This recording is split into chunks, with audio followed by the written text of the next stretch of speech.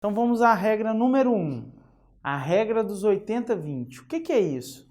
Tente sempre distribuir seus rendimentos recorrentes de forma que pelo menos 20% do dinheiro seja alocado em investimentos, enquanto os outros 80% dão conta dos gastos. Então agora você vai pôr em mente o seguinte: não importa o quanto você ganha, você vai separar 20% de tudo que você ganha para investir e fazer seus aportes recorrentes. Os outros 80%, né, você vai tirar para pagar todas as suas despesas, para ter seu lazer, para ter sua qualidade de vida. Você não mais terá 100% do seu salário, você terá 20%. E essa regra, por que ela precisa existir? Porque você precisa ter o valor do aporte. Nós vimos a importância disso agora há pouco, na aula anterior. Mas, começando por essa máxima, por essa regra dos 80-20, vai chegar um momento que você vai se organizar financeiramente tão bem feita, de maneira tão bem feita, que você não vai precisar mais colocar 20%. Você vai poder fazer 30%. Por que não dizer, quem sabe chegar a 40% ou 50%? Essa capacidade sua é que vai fazer o diferencial. Quanto mais adequado for essa divisão e maior for a capacidade de aporte, menor será o tempo para a aposentadoria e maior será o capital acumulado. Consequentemente, a sua renda será maior quando chegar o momento da sua aposentadoria e você falar assim: não quero mais trabalhar, quero só descansar, cuidar dos meus filhos, ver meus netos. É isso que eu quero para a minha vida. Então você precisa se esforçar mais agora. E essa regra, essa heurística é necessária. Comece pelos 20%. Tá bom, pessoal? Heurística número 2. Investimentos não pagam dívidas. A sequência mais racional é a de que, primeiro, a pessoa deve quitar suas dívidas para só depois começar a investir. Por quê? Por que mais racional? Pois as dívidas no Brasil costumam ser custosas e dificilmente você vai conseguir ganhar logo de cara uma taxa de retorno sobre investimentos maior do que o custo da sua dívida. Então a gente tem que ter essa ideia muito bem madura dentro de si.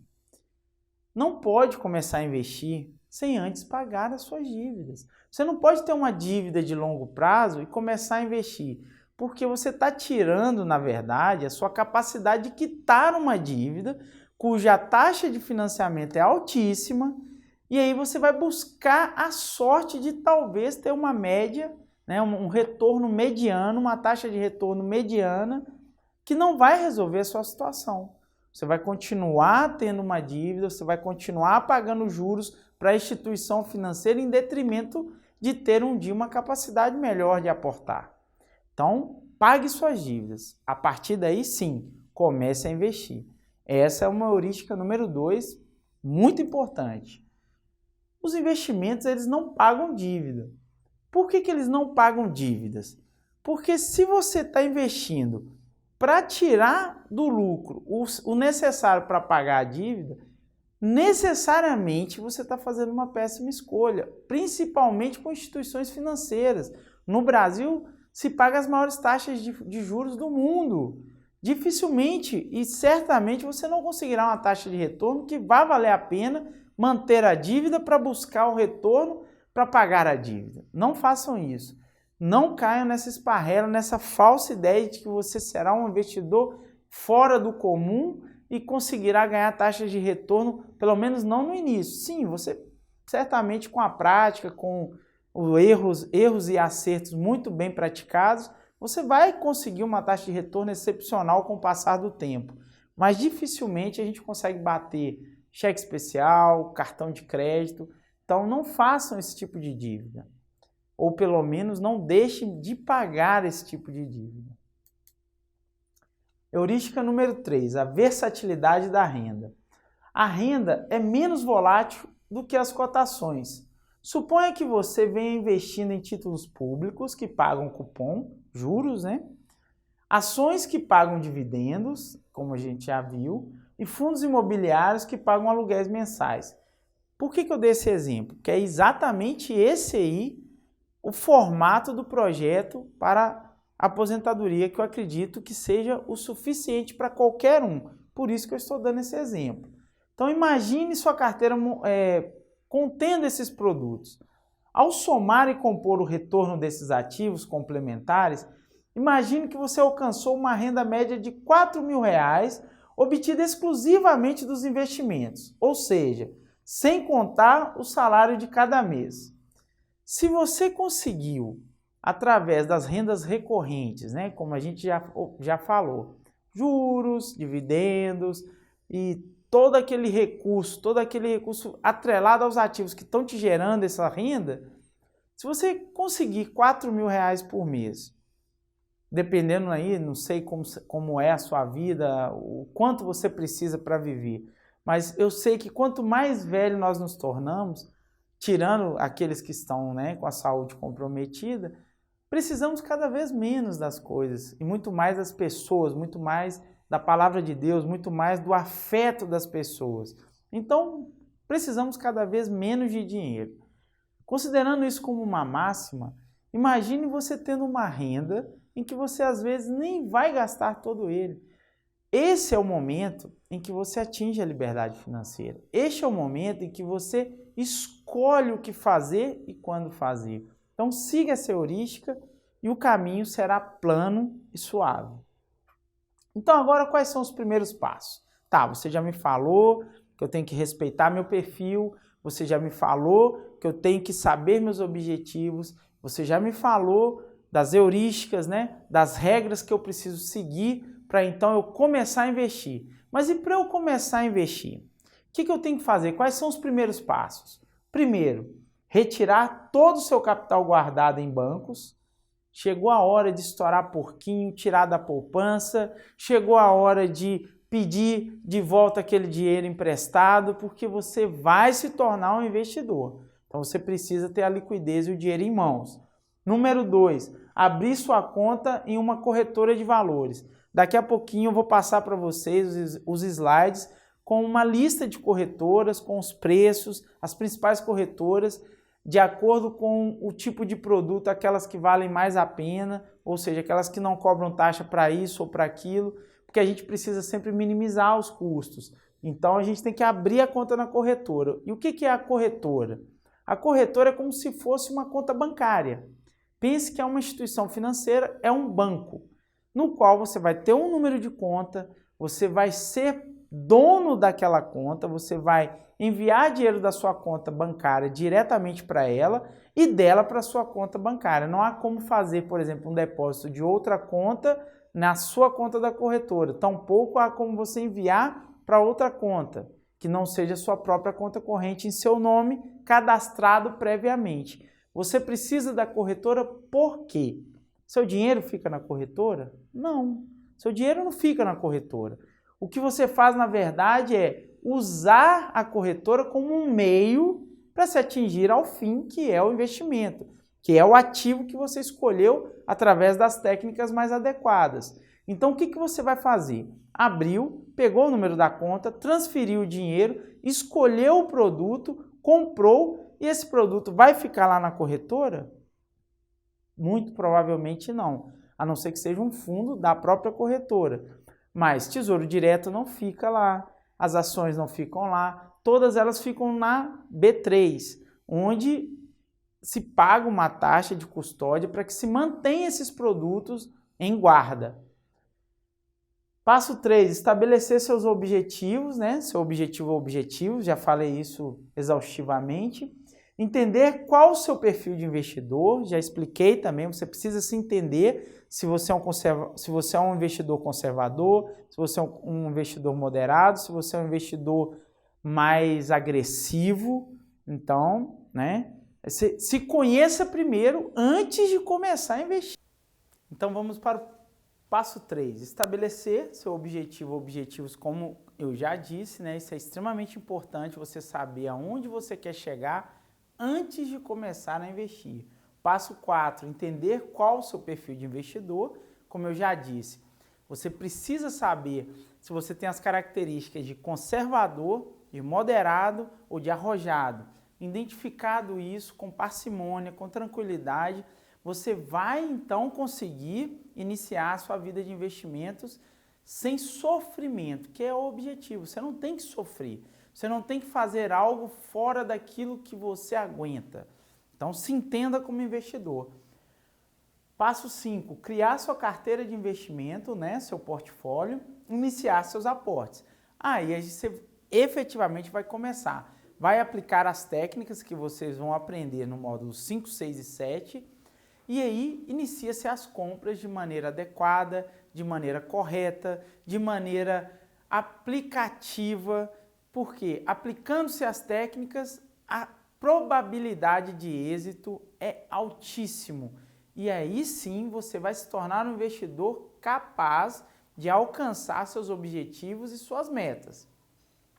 Passo 6, aplicar métodos de investimento, que é o que eu já disse, nós vamos aprender nos próximos módulos. Aqui eu separei para vocês uma lista de corretoras, né, contando tanto o custo que elas estão cobrando atualmente, a taxa de corretagem, né, o custo para TED, porque o que acontece? Quando você abre uma conta na corretora, para determinado produto, por exemplo, no caso do Tesouro Direto, né, que é um dos produtos que nós vamos dar ênfase, uma técnica bastante vencedora, algumas corretoras têm um custo, né, obviamente, para se fazer a TED do valor, dependendo do valor não paga, outras não cobram mesmo, mas algumas cobram. Então eu fiz uma lista com as principais, eu gostaria que vocês olhassem com calma, porque os custos das transações que envolvem a compra e venda, ele é um diferencial para o resultado final. Se você pega uma corretora, igual eu tenho amigos que investem através do banco, não, mas eu já tenho minha conta no banco há 20 anos, há 30 anos, então eu vou investir através da página do banco, eles têm lá um home broker. Aí vai investir, por exemplo, pelo Banco do Brasil, R$20 a taxa de corretagem. Existem corretoras que não cobram para você fazer a mesma transação, com a mesma segurança, com a mesma garantia. Então, assim, imagine que você faça várias compras no mês, e aí, várias vendas no mês. Seu lucro está indo embora em taxas de corretagem. Então, não faz sentido dar dinheiro para banco. Na verdade, o movimento de desbancarização é o que você tem que adotar para a sua vida. Quanto menos você se relacionar com os grandes bancos, melhor. Você só alimenta digamos assim, a junção dos maiores com os maiores lucros.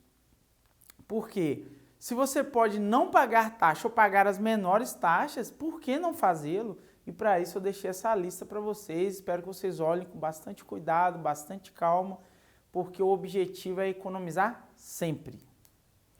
Você deve subir a escada da diversificação. O que é isso? Tente o primeiro degrau, é o mais difícil e toda a sua trajetória vai depender do seu primeiro passo. A primeira fase é a mais difícil de todas, é o medo. É o medo de abrir a conta na corretora, é o medo de fazer a transferência do banco para a corretora que você abriu a conta, é o medo de comprar os produtos em meio a uma situação adversa, tal qual uma crise como a que vivemos agora.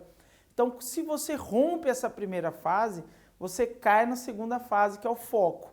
Você não pode perder o foco. Se você conseguir vencer a primeira fase e cair na segunda fase do foco, momentos de crise como esse que nós estamos vivendo jamais vão te importunar. Primeiro que você se conhece como investidor, conhece o seu perfil, conhece aquilo que você precisa saber para ter o autocontrole emocional. Depois o foco é a junção de tudo aquilo que nós aprendemos até agora, juntando a capacidade de aportar com o conhecimento de si mesmo, o seu perfil de investidor. Só então a gente começa a ter condições sistêmicas de começar a investir. E aí caímos na fase 3, 4, que aí entra a diversificação e tudo aquilo que a gente precisa para se tornar um investidor qualificado. O quarto degrau, né? Já quer logo investir em ações, em fundos, sem antes saber o que está por trás disso, né? O mercado de investimento você tem que entendê-lo antes de começar a investir para que você no meio de grandes rompantes de movimentação, não se sinta mal, não ache que está perdendo alguma coisa, porque você só perde efetivamente quando você efetiva uma venda. Se você, ao ver a desvalorização do preço, não consegue distinguir a diferença de preço e de valor, está na hora de você buscar conhecimento, está na hora de você entender o que é preciso para continuar com foco nos seus investimentos de maneira adequada. Curso que está disponível, que tem que ter liquidez, tem que ter o máximo de liquidez possível na sua carteira para cobrir todas as suas despesas se, digamos, acontecer o pior dos cenários. Por exemplo, você ficar desempregado, acontecer uma doença na família, acontecer uma tragédia inesperada, você tem que ter condições de cobrir pelo menos 3 meses de todas as suas despesas. Isso é a reserva de emergência. Esse tipo de dinheiro a gente não mexe nele. A gente faz aplicações de liquidez imediata com baixíssimo grau de risco para na hora e na necessidade a gente dispor desse dinheiro com total segurança, sem complicar sua vida, sem precisar pegar dinheiro emprestado com custos altíssimos de taxas de juros, tal qual é praticado no Brasil. E começar pela renda fixa. Primeiro passo de um investidor, principalmente o conservador, é iniciar pela renda fixa. Obviamente, à medida em que você vai amadurecendo, ganhando confiança, você vai aceitando um pouco mais de risco.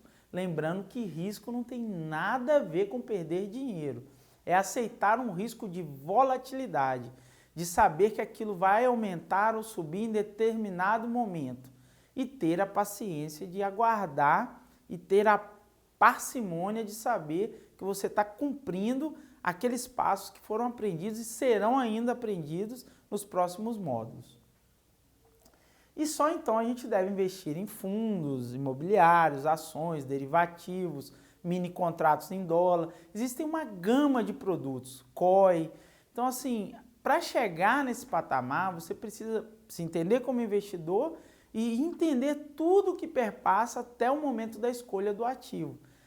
E essa última imagem é o investidor completo. O que é o investidor completo? É aquele que sai da poupança, como nós vimos, não há nenhuma possibilidade mais de permanecer com esse tipo de investimento, aprende sobre a renda fixa, os fundos de investimentos, as ações, o mercado futuro, o derivativo. Quando você chega a entender toda essa gama, né, de ativos e possíveis ativos que você venha a aderir um dia, a técnica do investimento, aí é o melhor dos cenários. Nada melhor do que isso para se tornar um investidor. E você, investidor cristão, baseando na palavra de Deus tudo aquilo que nós aprendemos aqui, você terá um plus ainda acima dos demais. Por quê? Você terá a calma e a certeza que a sua vida está nas mãos de Deus. Estando nas mãos de Deus, tudo fica mais fácil, tudo fica mais tranquilo, o conhecimento flui naturalmente. Então a gente conclui essa aula sabendo que a gente tem que colocar o dinheiro para trabalhar para a gente.